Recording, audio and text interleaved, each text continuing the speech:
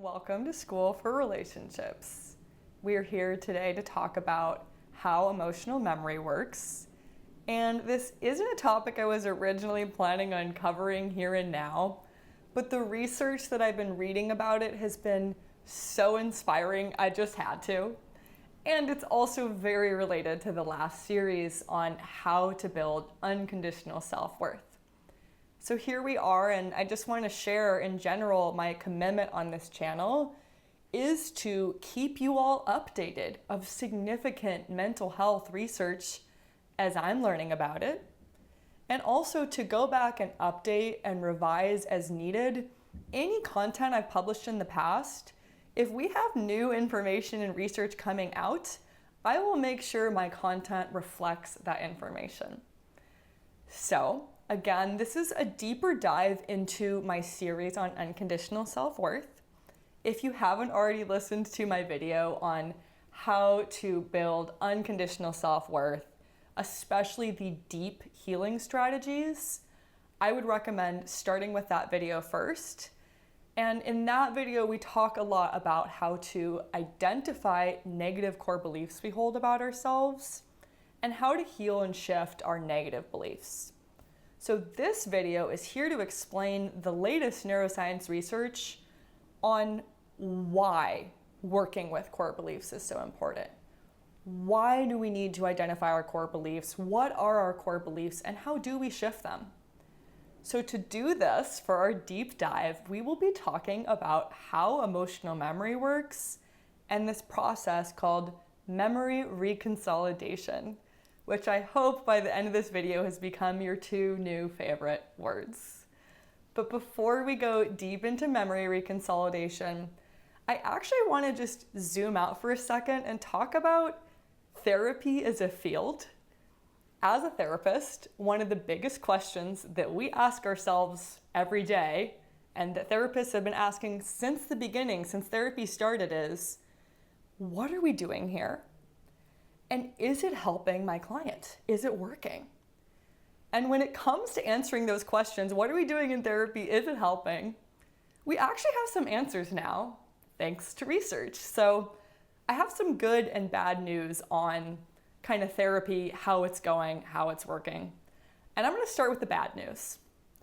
The bad news is that most of the mental health field is focused on treating symptoms, not causes.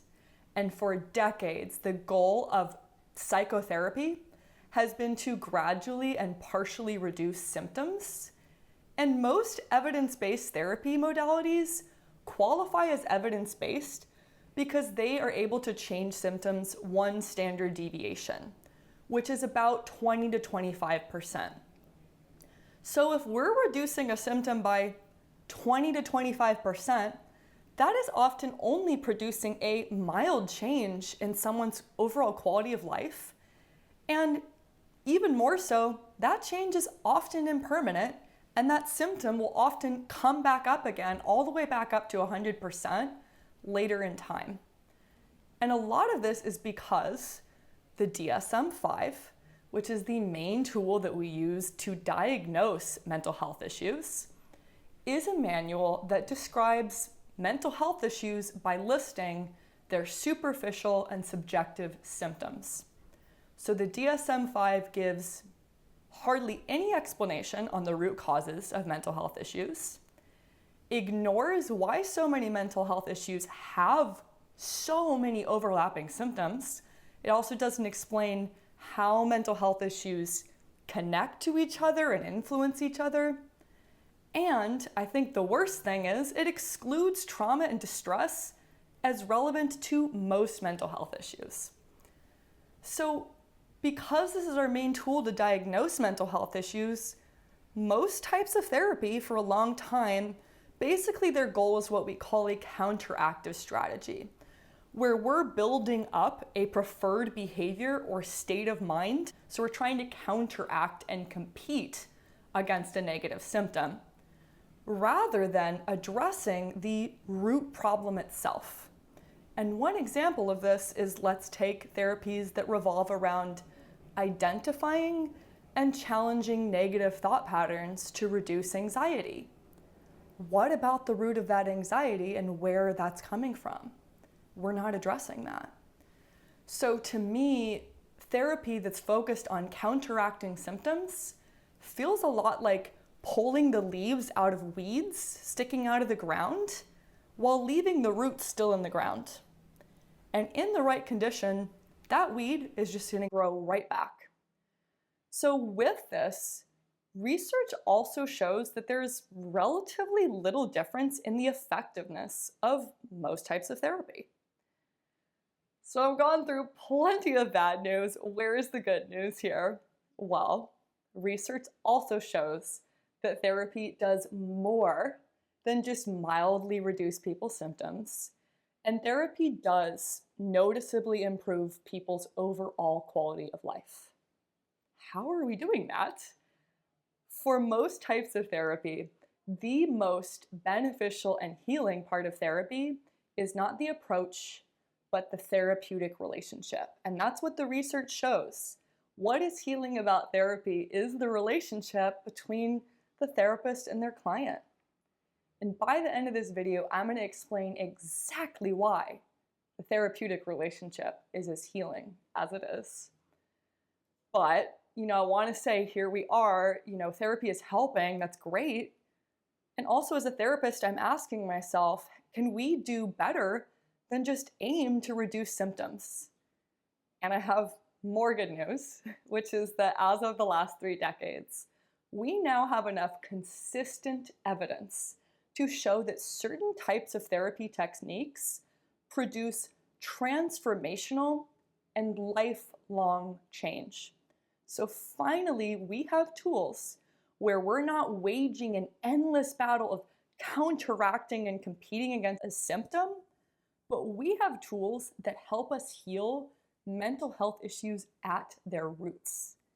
And by understanding how this transformational healing process works, we can facilitate major breakthroughs in therapy, end lifelong patterns of suffering, and permanently eliminate any associated symptoms instead of just suppressing or counteracting them.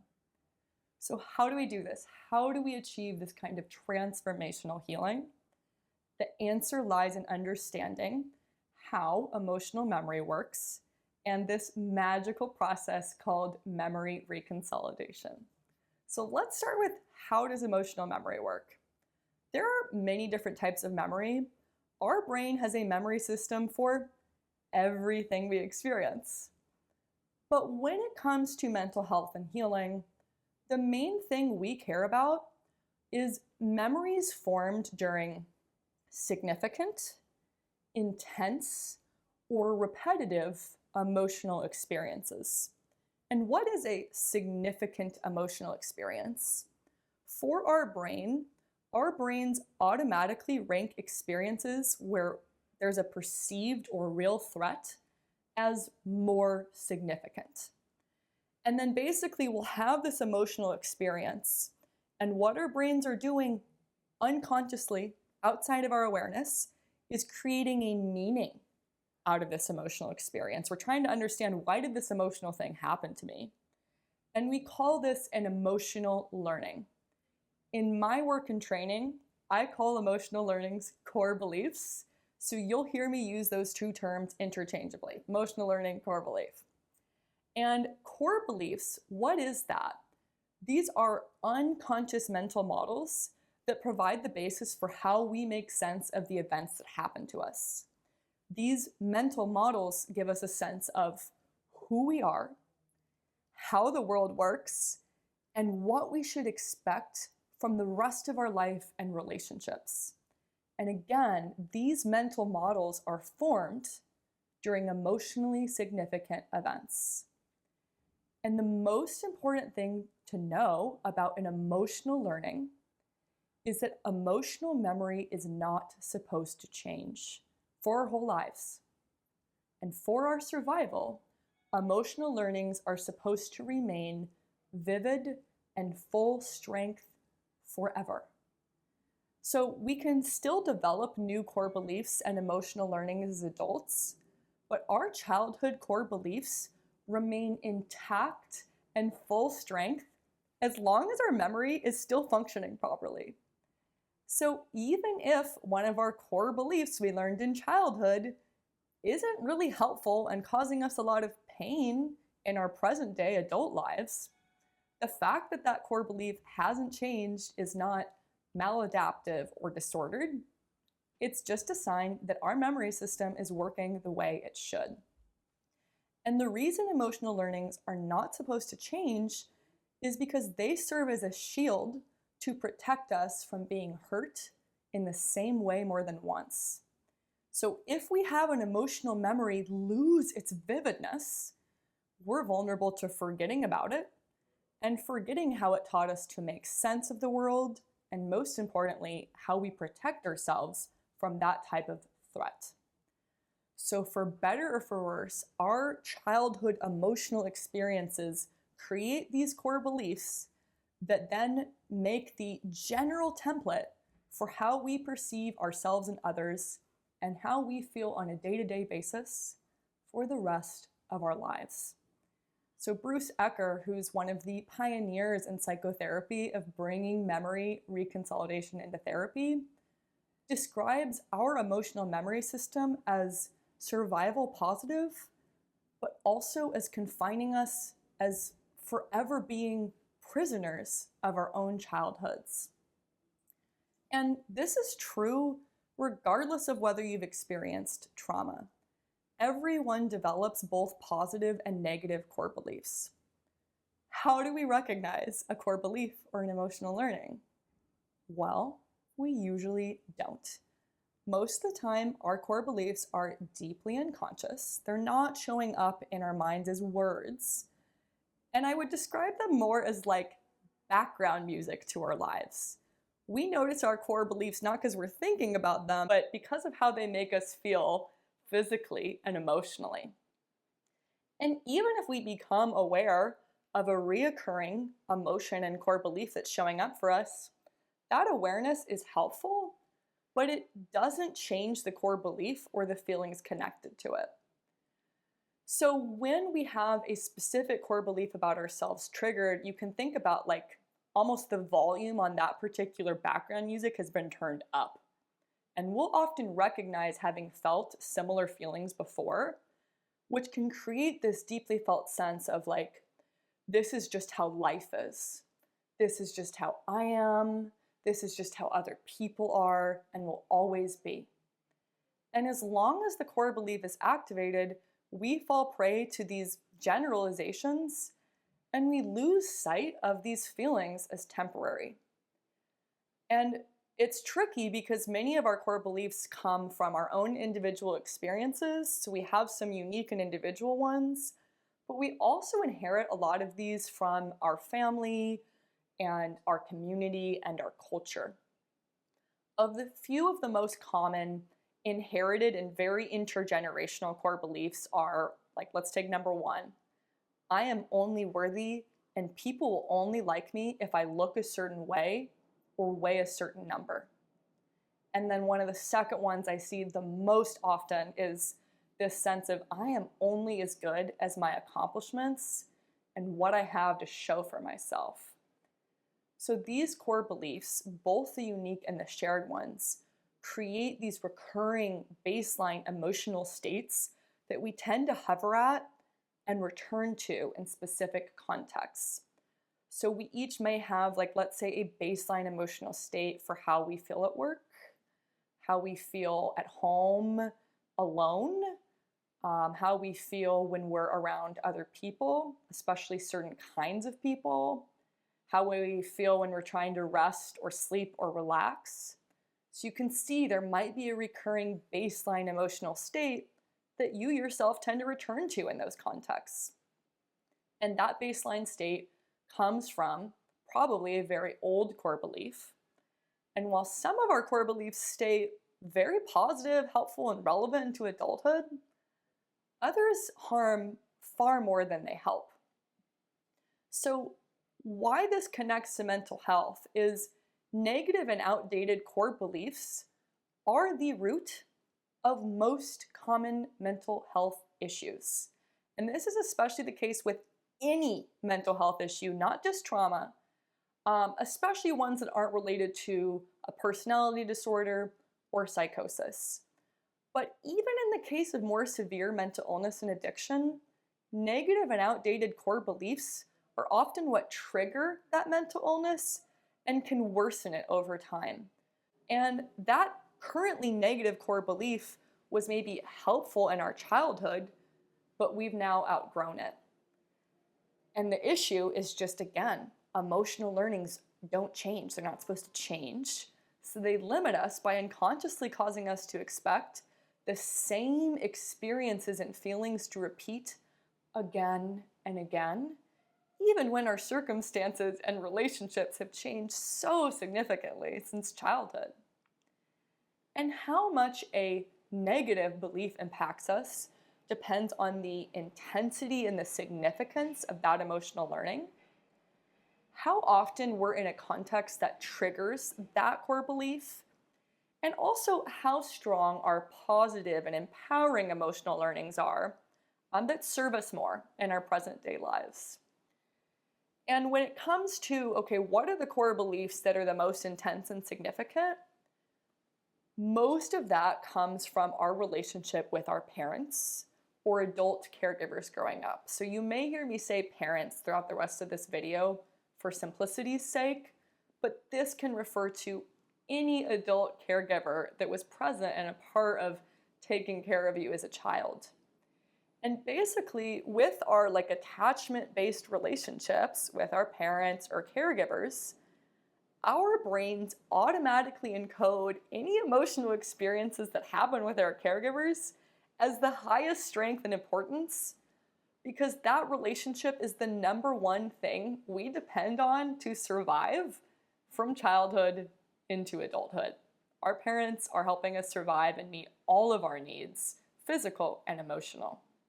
So given its significance for our survival, our relationship with our parents provides the main template for how we view and approach all our future relationships, especially close, intimate ones when we're forming a new attachment bond.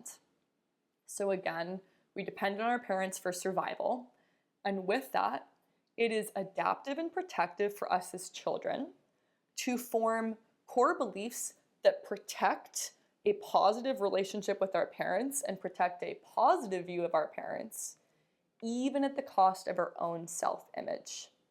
This is true even in the case of parental abuse and neglect. Basically, it is more adaptive in our childhood to blame ourselves for the distressing and scary things that occur to us and to search for something wrong within ourselves rather than in our parents. So the issue here becomes how we unconsciously generalize the way we relate to our parents as the way we're expecting all future relationships, especially intimate ones, to feel moving forward. So again, we're looking for and almost sometimes recreating the same emotional experiences in our adult relationships as the emotional learnings we experienced with our parents as children. And the generalization we make from these core beliefs gets really risky because sometimes, depending on how we grew up, our core beliefs from childhood may make us more likely to trust other people or less likely to trust others than we should, based on what's fitting and appropriate for each specific person. So again, depending on how we grew up, some people may extend trust and the benefit of the doubt to others, even when that trust isn't merited. And other people may remain hypervigilant and pessimistic, even when they're meeting trustworthy people with good intentions. So our core beliefs about trust with our parents informs how we learn to trust other people. It also informs how we learn to trust ourselves. And our self-trust gets damaged if we had to unconsciously create negative core beliefs about ourselves to preserve a positive view of our parents. This can make it very hard for us to trust and like ourselves, even as adults. So even with this big focus in this video on the parent-child relationship, I want to just pause here and say, I'm not trying to oversimplify this. No one factor or relationship creates a person's entire inner world. Each person is a whole rich and complex and multi-layered world in and of themselves. And there are so many influences and factors that shape our inner worlds as they come to be. A lot of them are in childhood, but this can be experiences with our peers, interactions with our community and culture, emotional experiences at school, eventually at work. And we do also develop emotional learnings and new core beliefs in significant or recurring emotional events in adulthood. So while I'm focused on the parent-child relationship in this video, this is just because most of our strongest core beliefs come from that relationship, but that's most and not all. So, having gone through the frozen and locked nature of emotional memory, I have, again, some good news, which is thanks to this process called Memory Reconsolidation, therapists now finally have a reliable technique to help clients find freedom from negative and outdated core beliefs. So, what is memory reconsolidation? We're finally getting into it. Memory reconsolidation is actually a very general process of any form of modifying a memory. Works with all kinds of memories. And there's many things we can do with memory reconsolidation. We can strengthen or weaken a memory, alter its details, reawaken a memory, add new information to a memory. But the specific type of memory reconsolidation we care about in mental health and healing is unlearning emotional learnings.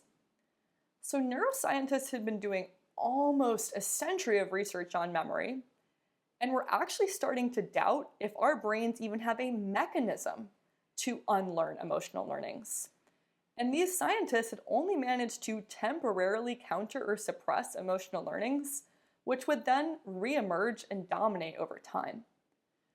But finally, in 2010, the first study completed on humans occurred that documented the successful erasure of an emotional learning in an adult. This was a huge deal and provided major insights to the field of psychotherapy, where actually therapists since around the late 1980s had been implementing what we would later come to understand as memory reconsolidation, but these therapists didn't know why the tools they were using worked as well as they did. They just knew it worked. And then finally we get this beautiful clarity from this new neuroscience research to help us understand and refine this healing process. And I want to give credit where credit's due. Even before psychotherapy existed as a field, memory reconsolidation has actually existed in different forms for millennia. And there are some mindfulness-based strategies and even indigenous healing ceremonies that actually incorporate this same process into their formula, into their healing method. So the knowledge isn't new, neither is the practice of memory reconsolidation, but the neuroscience to explain and refine how it works is. And I think because of how new this research is, most of the scientists publishing these studies remain very cautious about using this process in a clinical or therapeutic setting. And typically these studies only speak of the benefits of memory reconsolidation for PTSD or single incident acute trauma. Nevertheless, as I mentioned, therapists have actually been using this process for over 3 decades now for treating a wide variety of mental health issues, everything in the book. And we have consistent and documented benefits of using these tools with clients. So by now, there's actually a lot of types of therapy that use memory reconsolidation and this research explicitly in their approach. Coherence therapy, created by Bruce Ecker, kind of hero of memory reconsolidation, EMDR, IFS, ADP, some psychedelic assisted therapy, emotion-focused therapy. I could keep going. But even for types of therapy that aren't explicitly using memory reconsolidation, This information can be used in any therapeutic modality as long as the therapist is informed of this research and aiming for memory reconsolidation as their treatment goal. Whatever technique we're using, memory reconsolidation is what's happening in our brains. So how do we do this? Exactly how do we shift and heal a negative core belief? So after we've identified what that specific belief is that's driving someone's mental health symptoms, maybe even their physical symptoms, how do we unfreeze a previously frozen and locked core belief? And there is one key that we have found so far, and that key is to create a mismatch between what the person expects to happen and what actually happens. That mismatch is what researchers call a prediction error. And it's not enough to create this prediction error once. We have to keep repeating this mismatch multiple times. And after we've repeated this mismatch and expectations enough times, the strength and emotional intensity of the old core belief diminishes. And once that kind of emotion behind the core belief is gone, that's when we are able to erase and rewrite that core belief, because the client can see that the core belief is no longer true and maybe never even was true. So when this process is completed, we have erased that core belief and all associated distress. In its place, the client is left with a more presently helpful core belief that they chose, which we can reinforce through repeatedly exposing clients to the evidence that supports their new emotional truth. And this reinforcement of the positive core belief is usually when clients notice the main transformational benefits of this healing practice. After the new belief has been installed, that new emotional learning returns to a frozen and stable state. So shifting our core beliefs creates lifelong change that is not susceptible to relapse as long as our memory is still functioning properly. So this is a pretty abstract process by now, and I want to make this concrete and real for y'all by bringing in a case example. This is a case example of a client I'm going to call Alex. Alex is a fictional client who is blending together the details of many of my clients' lives, even the lives of some of my personal acquaintances. And Alex has come to therapy to get help with their social anxiety. So as I talk you through Alex's story, I'm going to say right off the bat, this is not an instructional how to do this at home video. All of these techniques are something that should be done under the support and guidance of a trained professional. So I am presenting this very simplified case study, mainly to make this process more clear and concrete. I want you to really understand how this works, and I want to leave you with a sense of what is possible in your own healing journey and help you advocate for the type of therapy and treatment that you want. I'm also sharing this for other therapists and mental health providers out there who might not be fully aware of this research. I myself did not learn about memory reconsolidation in grad school or in my standard clinical training. I only learned about it through attending a specialized EMDR training. And then at the end of the training, they provide like a reading list for here's what to read to understand how EMDR works. It was only in reading through the reading list and coming across some of Bruce Ecker's work and some of the research that I finally understand, which is why I'm here presenting this to you now. So again, I'm bringing in this fictional client, Alex, and I wanted to pick Alex and Alex's story because I want this to relate for people who don't identify as having experienced trauma. And I tried to pick a core belief that's one of the most common ones I see come up with my clients and in my research. So I think it's a core belief that a lot of us can relate to in our own ways. And if you are listening in as someone who has experienced trauma and significant or chronic adversity, this same process applies. And so what you might be looking at in the case of especially chronic stress, chronic trauma, is sometimes healing from more than one negative core belief. Again, we all have multiple core beliefs and they interact with and influence each other. So if you're someone who's coming to therapy to heal more than one significant issue, just start with your priority and you can keep going from there.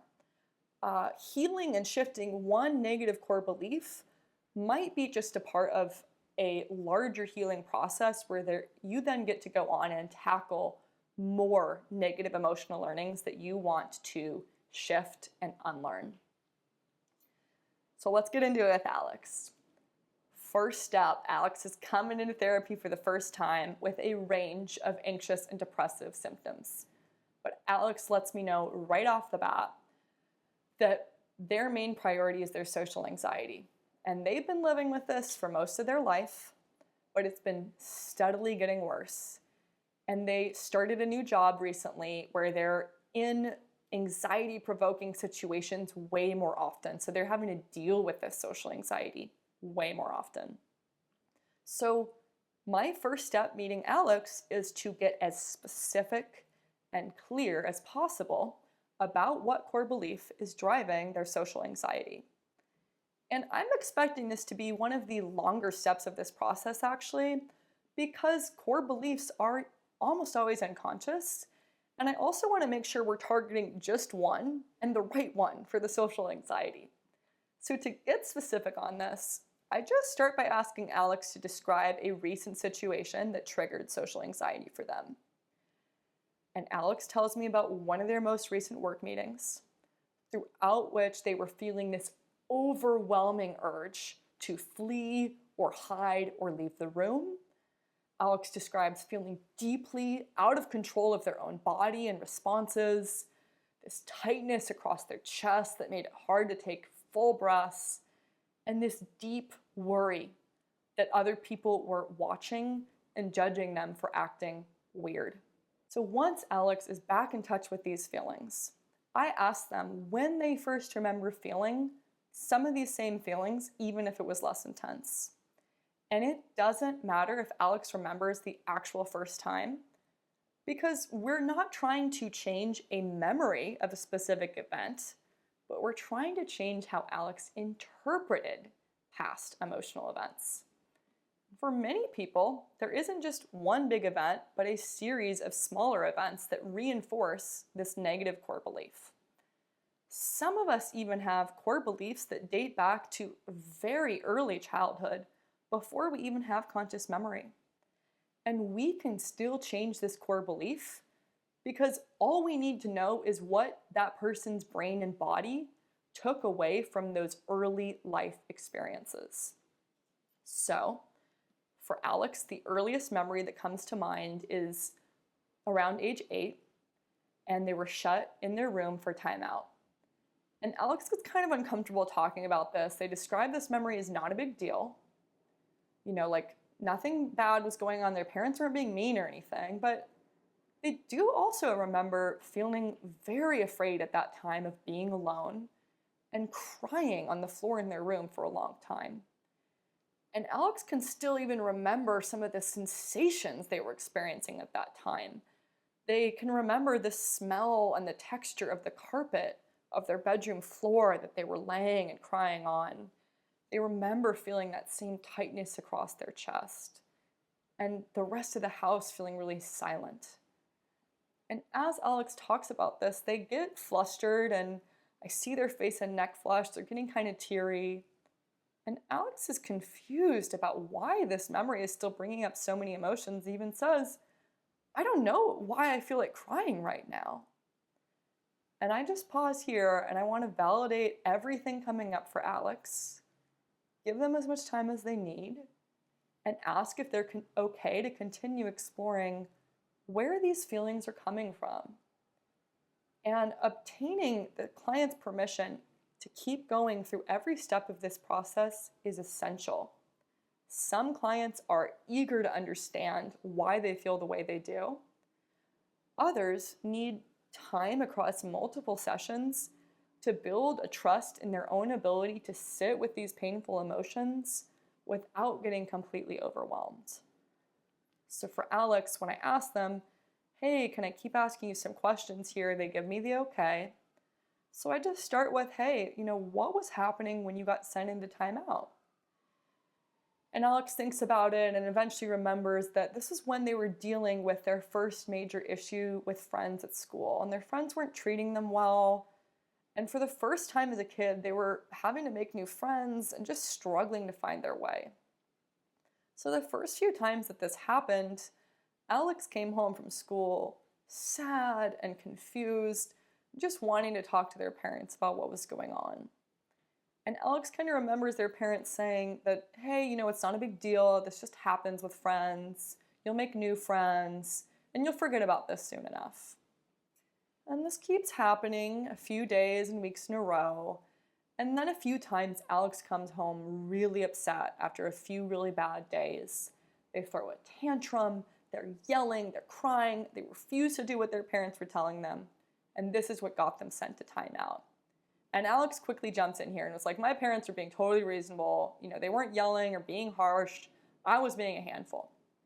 And Alex has repeatedly described both of their parents as loving, positive. They did not experience abuse or neglect. So I'm just going with this, and I just ask Alex, okay, hey, what did it feel like for you as a child growing up in your family? And Alex says, their family, they would go on a lot of trips and do a lot of different activities together.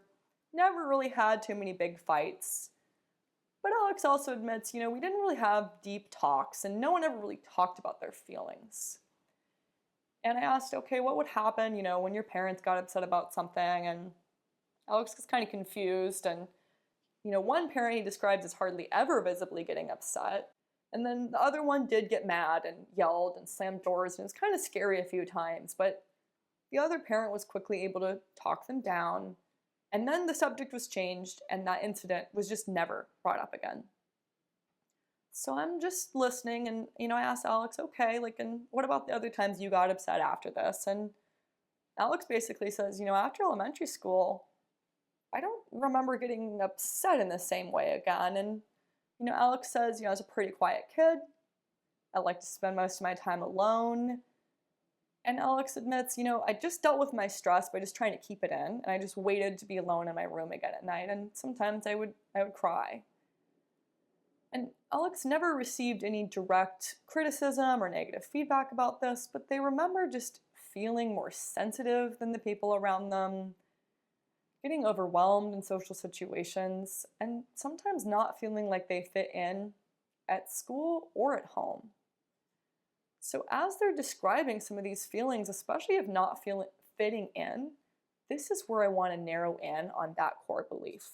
And I can help with this by just naming some of the most common core beliefs that feel relevant for Alex's situation growing up. And so I list them off, and Alex thinks about it a little bit, and eventually they're able to decide, okay, the main core beliefs that feel true for me as an adult and in some of these earlier memories for me as a child is I am different, there is something wrong with me, and it's not safe to be me. So we sit with that a little bit, and I can tell this is challenging for Alex, but I'm just trying to narrow in their own time and pace. And eventually Alex decides, I think there is something wrong with me is really the one that kind of nails that feeling the most. And as we're putting words for the first time to this emotional truth, I can see as clearly as I'm explaining to you that Alex, like most children, has unconsciously generalized how their parents responded to them expressing negative feelings as the way all people will react to them expressing their feelings moving forward. So I'm just thinking of Alex as a kid going to their parent when they were confused and afraid, asking for help. And I'm feeling sad for the child who was told their feelings weren't a big deal and who weren't asked any more questions and then eventually punished for not being able to control their feelings without ever being taught how and without ever being taught that it was okay for them to feel the way they were feeling. I'm also sitting with that same counteractive urge to try to make Alex feel better and to try to change the way they're feeling. So I can also empathize with Alex's parents who did the same thing. And I can see how they were doing the best they could in Alex's situation, given their own emotional resources and some of their own negative core beliefs about feeling and expressing emotions. As a therapist, it is my responsibility to sit with my own feelings and discomfort without pointing anything out, trying to convince Alex of anything, or prematurely trying to make them feel better, which would just be the same thing as what their parents did to them. And really, pointing out a core belief is wrong or not true, trying to tell Alex, there's nothing wrong with you, your feelings are so valid, it doesn't help change the feeling, and it runs the risk of Alex intellectualizing the process rather than internalizing it. Again, awareness is not enough to change a core belief. So my job as a therapist is to stay out of Alex's way during this part of the process. I am holding a safe space for them to feel these old painful feelings. And then I want to bring in that mismatch in expectations to start the memory reconsolidation process. So while we're here in this first phase and Alex is still feeling a lot, I can pause this process as needed, and we can actually bring in some of our counteractive and competing therapy tools. We can bring in like behavioral strategies. If Alex has got some like upcoming work meetings and we've got to prepare, we can pause and we can use counteractive strategies. But when Alex is able and ready, it is my job to then guide them back to this deeper healing process. So, after we've identified Alex's main core belief as there is something wrong with me, my next step is to find instances in Alex's life and experience that contradict this. And the negative core belief can only be disconfirmed by subjective experiences in Alex's life of its direct opposite. Alex identifies the direct opposite belief as, I am okay as I am. And I can tell they feel visibly uncomfortable even saying that out loud. But I have them stay with it and I say, hey, can you just tell me about some times in your life where it felt more true to you, that you are okay as you are? And Alex eventually, with some time and some prodding, is able to come up with some times and some examples. And, they talk about the way they feel around their few close friends, the way they feel when they're fully immersed in their favorite hobby and just in the zone. They also name the way they felt at their grandmother's house growing up, the way they feel some mornings going on their favorite walk with their dog. So I'm just writing these examples down. I'm giving Alex time to reconnect with these feelings of feeling relaxed, fully themselves, and like that was okay and safe. And this is the case, most clients already have numerous instances of life experiences that reinforce a more positive view of themselves. But up until now, those memories have been locked away in another memory system and couldn't interact with or change Alex's negative core belief. And even for clients who don't have a lot of positive opposite experiences of the new core belief, we can still take this phase of treatment to actually seek out and build up new positive and reinforcing experiences around their chosen core belief. So, after we've identified I am okay as I am as the belief we want to reinforce and come up with examples where that felt true, we're going back to the negative core belief and reactivating it. And I'm going to ask Alex to bring to mind a significant experience where they felt like something was wrong with them. IFS calls this the witnessing and unburdening phase. And I am guiding Alex to not just talk about their feelings, but to actually re-experience feeling like something was wrong with them. And this comes from this healing principle across physical and emotional systems in our body.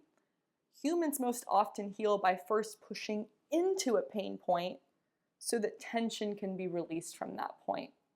So we're pushing into that pain point of shame and anxiety so that Alex can eventually release those emotions.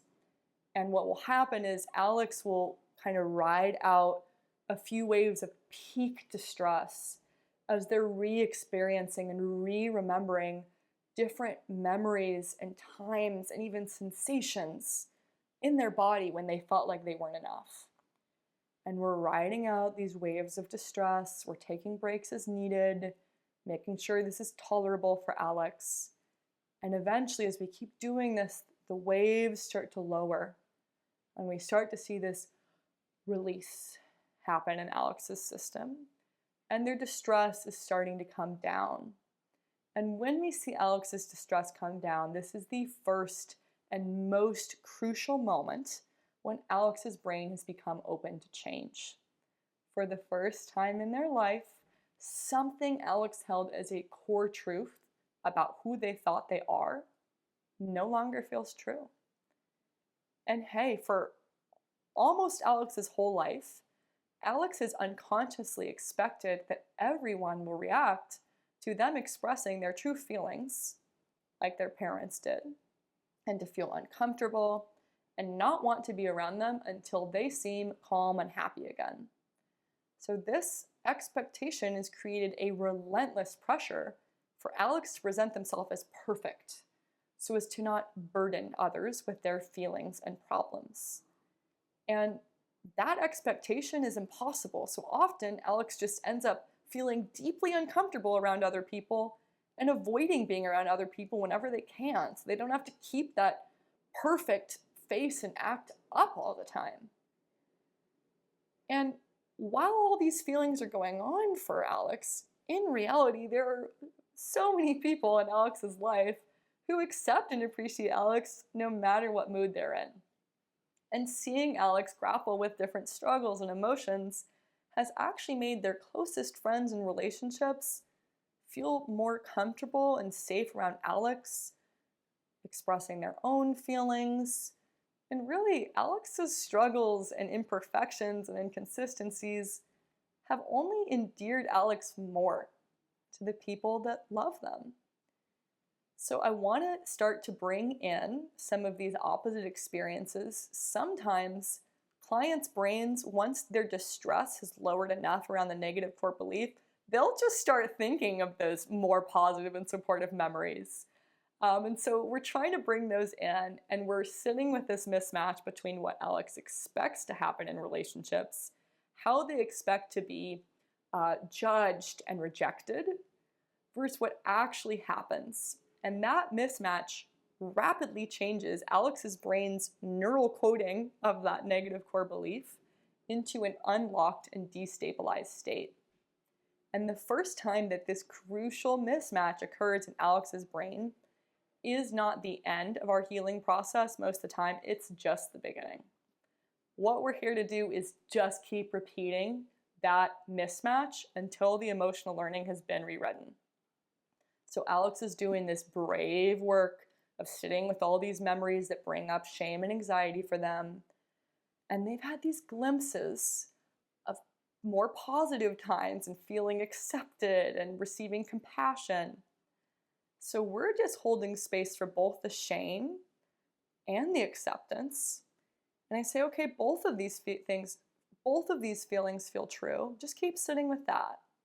And I'm just having Alex continue there. I might keep asking them different versions of the same question. I might say, hey, when you're in touch with both feelings like that, what are you experiencing? What do you notice? And without pushing or convincing, I let Alex's mind in its own time sift through which emotions and core belief actually feels more true for them in their mind and body. And at this point in the process, after enough mismatches, Alex starts to feel very confused. There's some relief that's growing, and this is the sign that the mismatch is registering. And by now, I'm not even having to bring up the memories. Alex, like many clients, is naturally and spontaneously remembering these kind of opposite, positive, and empowering memories. So for a client like Alex, I may not need to intervene at all anymore in this part of the process. I'm just letting them experience these positive memories and the emotions connected to them. Other clients may get more stuck and confused about what they should think or feel once a negative core belief has been destabilized. This is often the case if a negative core belief has been reinforced many, many times throughout someone's life, or if they don't have very many role models that reinforce their more positive core belief being true. With these clients, I can intervene more and use different tools and techniques, sometimes even just bringing in examples that we identified of supportive relationships, experiences, role models. And so what happens here is, whether with my guidance or just on their own, the client is remembering some of these opposite and positive and empowering memories. And with Alex, we're both kind of feeling this surge of joy, witnessing this natural shift and a click when Alex's brain starts flashing through memories of times where they felt okay exactly as they are. And previously, the strength and vividness of those emotional memories had been blocked off. But finally, Alex can feel all of the positive emotions contained within these really healing memories. So I'm just encouraging Alex to just stay with these feelings and the memories coming up. And, in this time in our process when a negative core belief has been unlocked and destabilized, many clients feel a rush of positive emotions and a deep physical release, like energy is rushing through their body. I've had many clients even tell me they feel like they can feel sensations in their brain as their brain processes new information at rapid speed. The main feeling coming up for Alex is they're connecting to a newfound compassion for their present self and their inner child, their self as a child. And this deep self-compassion comes with some sadness too. And this is a part of what coherence therapy calls the two sufferings. There's the suffering that comes from having the symptom and the suffering that comes from not having the symptom. Because for the first time in Alex's life, they can see that nothing is wrong with them. And since Alex can finally see, hey, it wasn't me, they also can see how their parents unintentionally created some of their shame and suffering. So this type of a major and radical change in how someone is perceiving their entire life in themselves does not always go smoothly and comfortably. Alex is experiencing both deep inner relief and freedom, but also sitting with a lot of grief and some anger towards their parents. They can now see too that they went to their parents for help and had their negative feelings ignored and actually were treated as if their pain was something wrong with them they needed to fix on their own before they were allowed to be back around their family again. So depending on what is revealed when a negative core belief has been erased, we may need to stay in this phase and do extensive reprocessing on the new emotional truth that has been revealed. And that's because the negative core belief was Alex's unconscious mind's choice of the lesser of the two sufferings. Now that Alex isn't blaming themselves for their own feelings, Alex must sit with a new truth that their parents didn't and still don't know how to express their feelings, that they couldn't help Alex when they needed it, and that their parents acted in a way that unintentionally but deeply hurt Alex. And because this process has taught Alex how to accept themselves as they are, it's opening up a new space for them to fully see and accept other people, including their parents.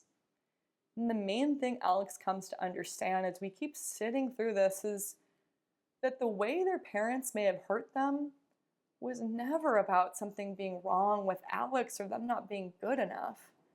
It was really just a reflection of their parents' own inner worlds and their own core beliefs from childhood. So while this can take a few sessions, Alex eventually is coming to really see his parents as just humans, like anyone else, with their own struggles and unhelpful core beliefs, and eventually just releases blame from being a part of how they understand their childhood. So again, Blame may come up in this process, but our purpose here isn't to point a finger. This process is just aimed to help us see the truth, to help us see where responsibility lies. And depending on what we've experienced, finding compassion or forgiveness for past hurt we experienced, if that's helpful for us, that's wonderful and can absolutely be a part of the healing process. And forgiveness for past harm that was caused to us is not required for the completion of this healing process, especially in the case of trauma, abuse, or neglect. Our aim is to hold the perpetrators of that harm at a higher level of accountability and to restore a sense of choice and agency for the person who experienced the abuse. So let's bring Alex back in. Even while Alex has been really kind of sitting with this grief and this anger for the first time in their life, this process has also taught Alex how to tolerate and be with painful, scary feelings. They're not as scary anymore. So Alex admits, hey, this change has not been easy, but they are more in touch with their feelings and their intuition and their authentic self than ever before. And after we finish even reinforcing Alex's core belief, I am okay exactly as I am. Alex experiences a immediate and major ease in their suffering and their anxious and depressive symptoms. Now, when Alex is having a bad day or even going through low mood, they're no longer feeling hopeless and judging themselves for this. They trust that the way they're feeling is temporary and that they can get through this. And this trust makes Alex more confident in their ability to handle stress and overcome previously unthinkable challenges. Alex can now be in large groups and unfamiliar social settings without feeling anxiety, shame, without wanting to hide or thinking of the time and excuses to leave. The way Alex describes it now, Alex just says, hey, I'm not even really thinking about myself or how other people are thinking about and judging me anymore. I'm just listening to what the other person is saying, and I'm just appreciating being around other people, even strangers. So this for Alex is so liberating, and the new opportunities it opens up for them in their life. And Alex is just taking time for this new core belief, I'm okay as I am, to sink in, to act on these new feelings and this new truth. And eventually, the way that others perceive and treat Alex will also change. Many people emerging from this process worry about, how do I re-engage in my old relationships and draw new boundaries and confront people? And, the type of change and the way our relationships change from this deep healing process is often more natural and effortless than most people can even imagine. Because Alex can't change anyone else, and it's not their job to do so, but they can change how other people perceive and treat them by just showing up with this new confidence. They're setting new standards for how they show up in relationships and how they expect others to treat them. So yes, depending on what we've been through, some of our relationships may fundamentally change by the end of this. And oftentimes, direct and immediate change or confrontation isn't necessary. We're just naturally and unconsciously changing the way we're showing up in our lives and in our relationships every day, just by standing by this new, unconscious, deeply felt knowing of our unconditional worth. So, here we are getting towards the end. You know how memory reconsolidation works, so now what? Whether you are a client in therapy or looking for a therapist, even if you're on the other side of this relationship and listening, as a mental health provider, I hope that understanding how emotional memory works and memory reconsolidation leaves you feeling more compassionate, empowered, and hopeful. And memory reconsolidation, to answer a question all the way from the beginning, also explains why the therapeutic relationship is as healing as it is. When we are in therapy, we're re-experiencing a caregiving relationship. Someone's taking care of us and meeting our needs.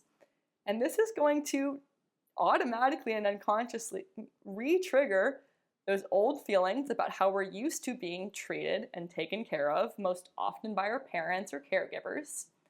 And those feelings that come up that we have towards our therapist, we all have them, we call them transference, are very useful.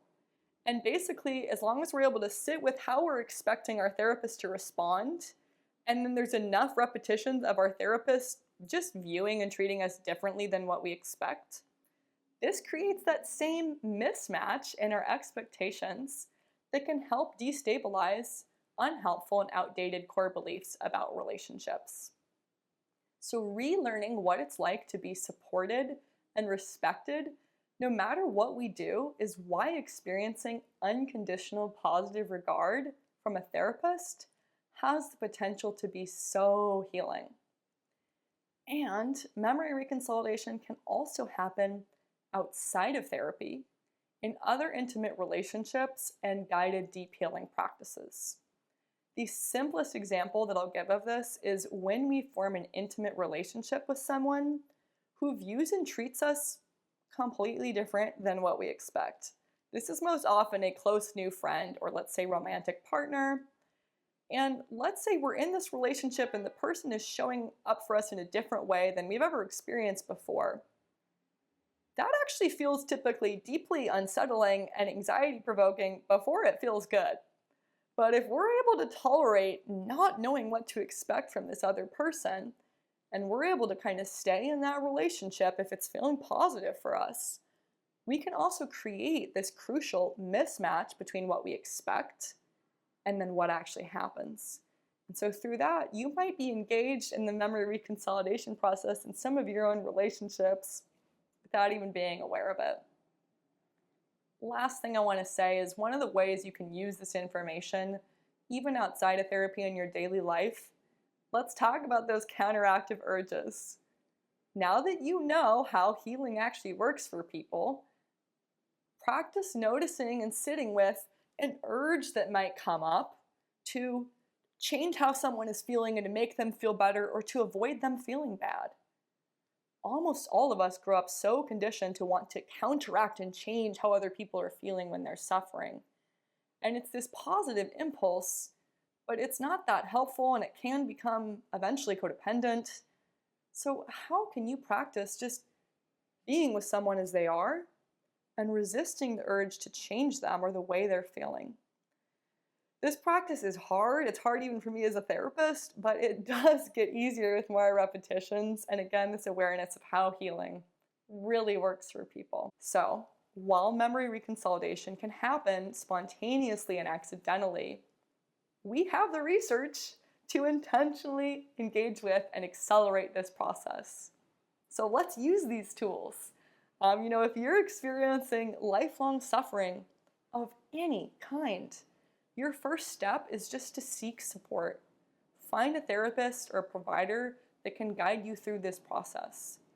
And if you're already working with a therapist and you don't know if they're using memory reconsolidation and this technique specifically in their practice, just ask. We can't know everything as therapists, but it is our job to learn from our clients, to keep learning with you, so we can keep supporting you as best as possible. And you might send this video. I have all the resources and all the research included in the description, which you can also peruse for yourself, for the fellow nerds out there.